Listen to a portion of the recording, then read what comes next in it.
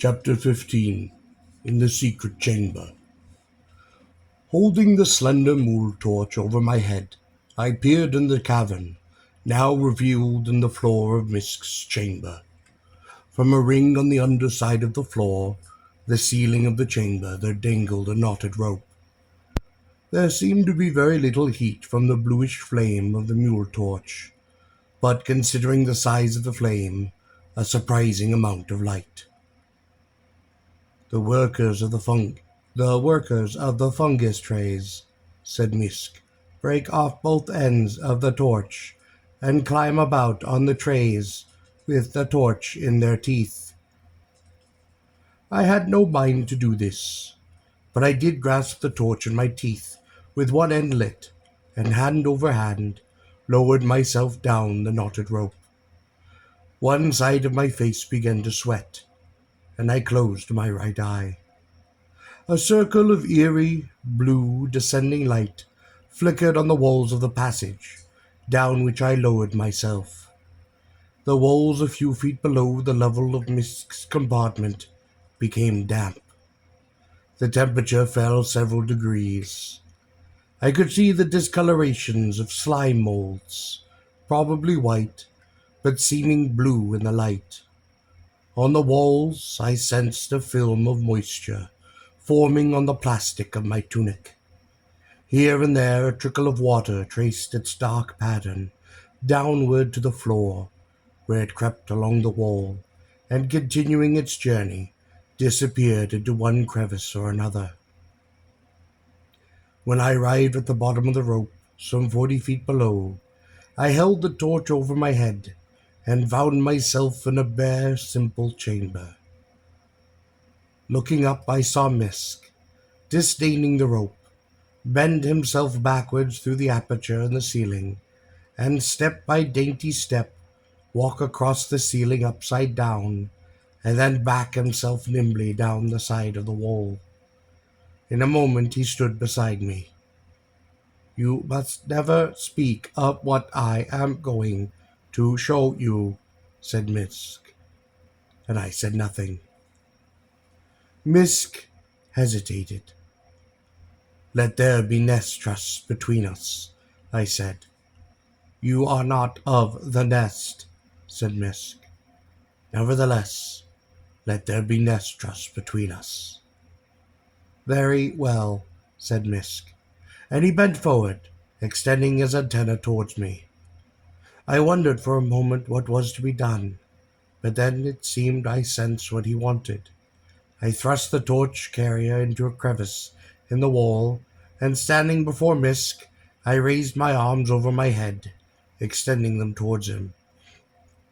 With extreme gentleness, almost tenderness, the priest king touched the palms of my hands with his antenna. "Let there be mistrust between us." It is the nearest I could come to locking antennae. Briskly Misk straightened up. "Somewhere here," he said, "but unscented and toward the floor, where a priest king would not be likely to find it, is a small knob which will look much like a pebble. Find this knob and twist it."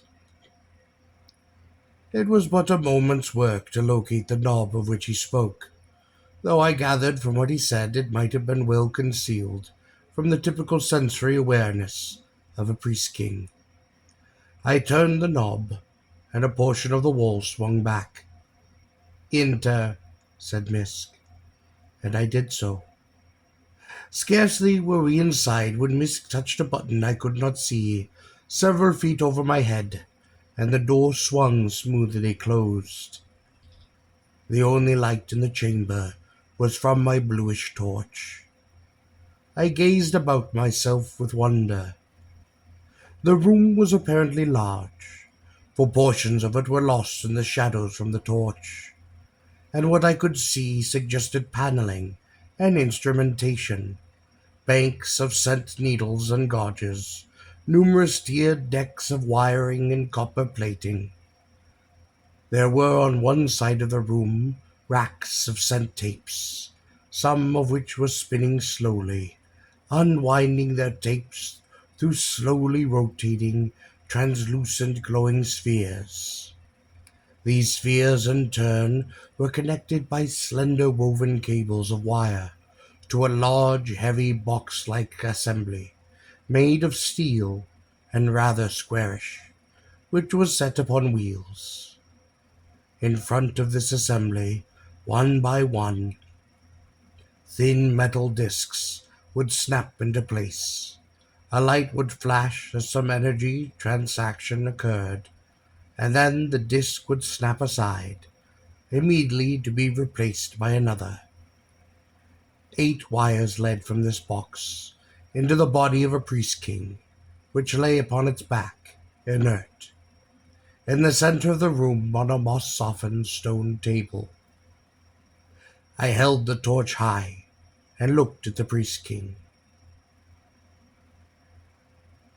He was rather small for a priest king, being only about 12 feet long.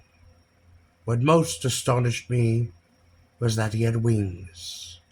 Long, slender, beautiful, golden, translucent wings, folded against his back. He was not strapped down. He seemed to be completely unconscious. I bent my ears to the air tubes in his abdomen, and I could hear the slight whispers of respiration.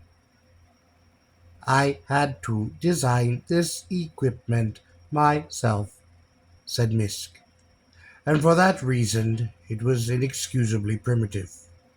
But there was no possibility to apply for standard instrumentation in this case." I did not understand.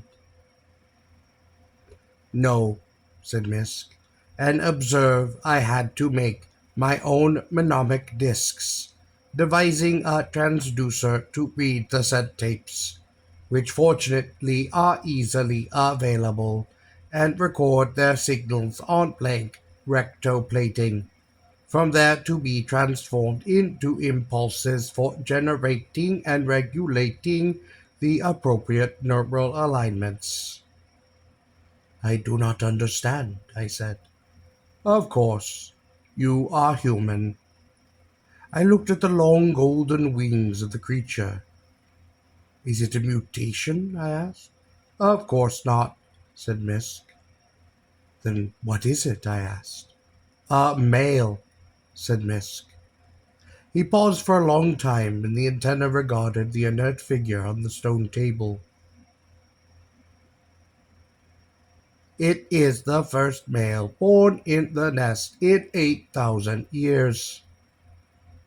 "Aren't you a male?" I asked. "No," said Misk, "nor are the others." "Then you are female." "No," said Misk. "In the nest only the mother is female." "But surely," I said, "there must be other females." "Occasionally," said Misk, "an egg occurred which was female, but those were ordered destroyed by Sarm. I myself know of no female egg in the nest, and I know of only one, which has occurred in the last 6,000 years." "How long does a priest king live?"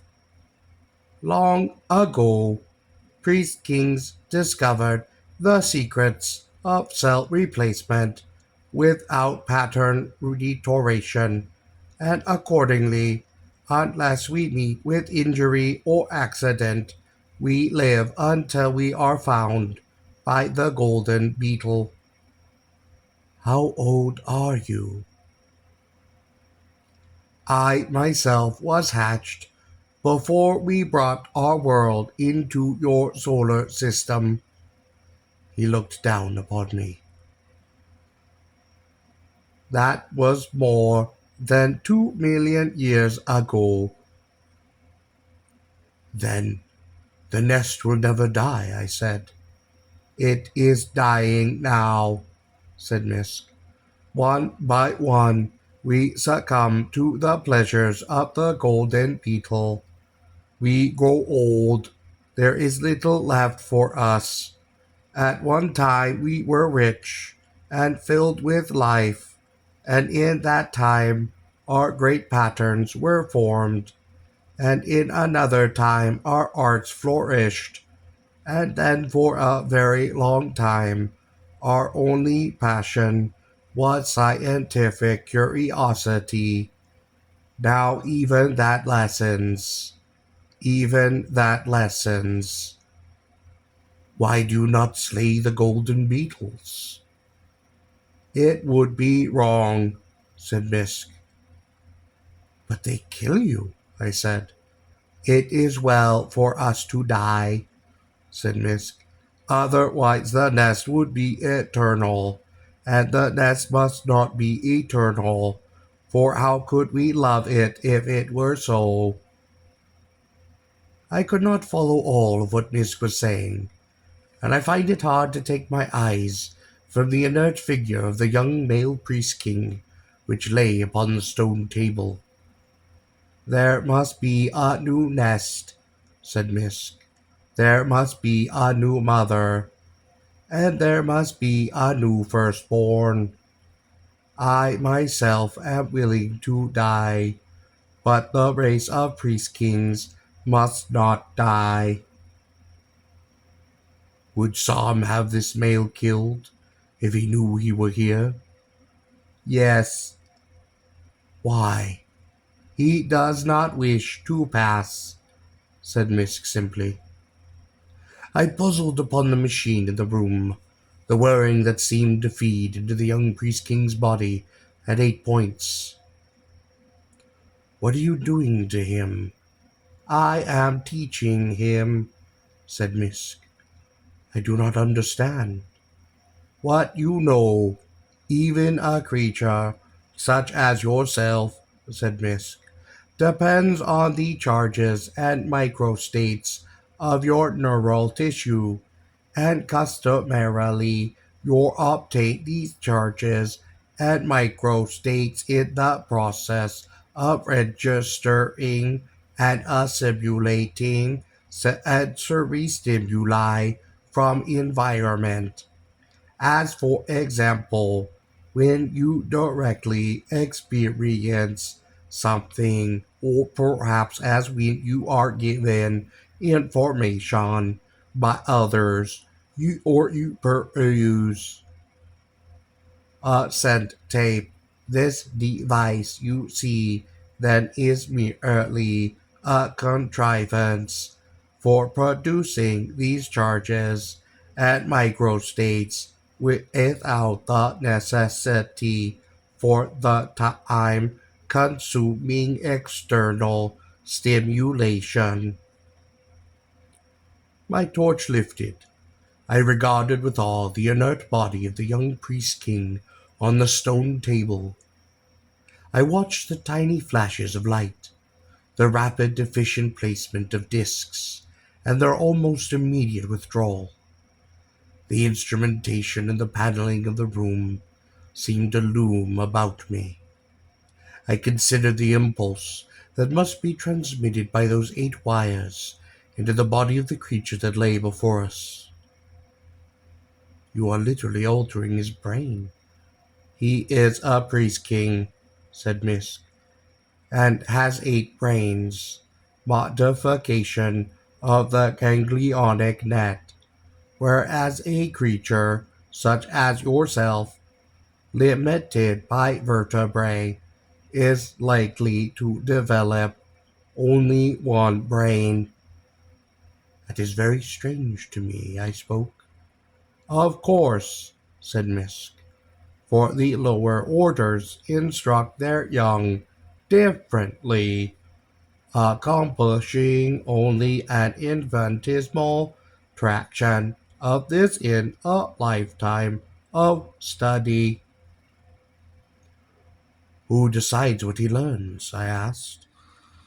Customarily, spoke Misk, the mnemonic plates are standardized by the keeper of tradition, chief of which is Sarm. Miss straightened, and his antennae curled a bit. As you might suppose, I could not obtain a set of standardized plates, and so have inscribed my own, using my own judgment. I don't like the idea of altering its brains. I still don't like it. Do not be foolish, spoke Misk as his antennae curled. All creatures who instruct their young alter their brains. How else could learning take place? This device is merely a comparatively considerate, swift, and efficient means to an end that is universally regarded as desirable by rationaling creatures. I am uneasy on it. I see, said Misk. You fear he is becoming a machine. Yes, I said.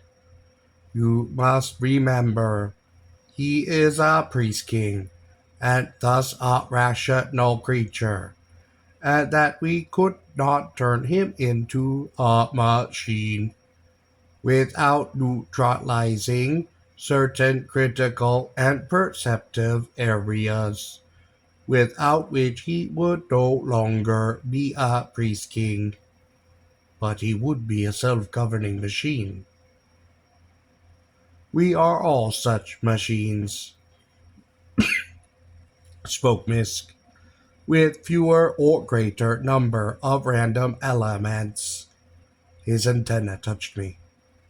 We do what we must, and the ultimate control is never in the mnemonic disk. I do not know if these things are true, nor do I. It is a difficult and obscure matter. And what do we do in the meantime? Once, said Misk, we rejoiced and lived. But now, though we remain young in body, we are old in mind, and one wonders more often, from time to time, on the pleasures of the golden metal. Do priest kings believe in life after death? Of course, for after one dies, the nest continues. No, I said, I mean individual life. Consciousness, said Misk, seems to be a function of the ganglionic net. I see. And yet you say you are willing to, as you say, pass. Of course, said Misk. I have lived. Now there must be others. I looked again at the young priest king, lying upon the stone table. Will he remember learning these things? No, for his external sensors are now being bypassed, but he will understand that he has learned things in this fashion, for a mnemonic disk has been inscribed to that effect. What is he being taught? Basic information, as you might expect, pertains to language, mathematics, and the sciences. He is also being taught the history and literature of the priest kings, Nestmore's social customs, mechanical agricultural husbanding procedures, and other types of information. Will he continue to learn later? Of course. He will build on a rather complete knowledge of what his ancestors have learned in the past. No time is wasted on consciously absorbing old information. and once time is thus released for the discovery of new information. When new information is discovered, it is also included on mnemonic discs. But what if the mnemonic discs contain false information? Undoubtedly they do, said Misk. But the discs are continually in the process of revision and are kept as current as possible.